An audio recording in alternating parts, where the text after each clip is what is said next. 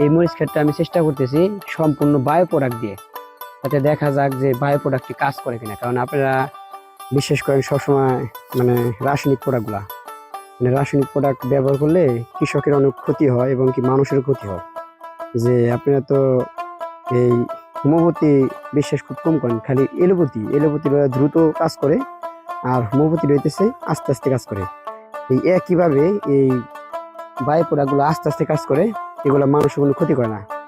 আর allopathy বলতে আপনার রাসায়নিক বোঝা, যেটা নাকি বিষ মানুষের ক্ষতি করে। আমি চেষ্টা করতেছি আমার এই প্রজেক্টটা আমি একদম এই বায়ো প্রোডাক্ট দিয়ে সমাধান করার জন্য। আমি বায়ো প্রোডাক্ট দিই, মাঝে মধ্যে একটা ছত্রাকনাশক দিই, মানে রাসায়নিক।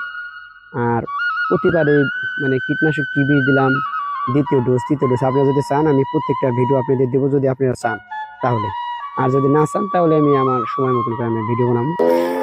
এখন আমি 2 কাপ পরিমাণে দিয়েছি, দেওয়ার পরে আমি ভালো করে স্প্রের মাথা দিয়ে নরম দিয়ে সুন্দর করে আমি মিক্স করে নেবো সবটা। মিক্স করে তারপরে এটা আমি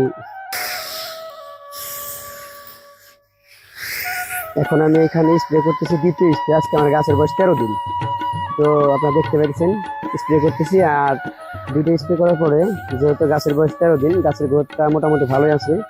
তো কালকে আবার আমি এখানে একদিন পরে এখানে আমি ভিটামিন দেবো। আর কি ভিটামিন দেই সেটা আপনাদের দেখা দেবো, তো আপনারা ভিডিওটা দেখতে থাকেন।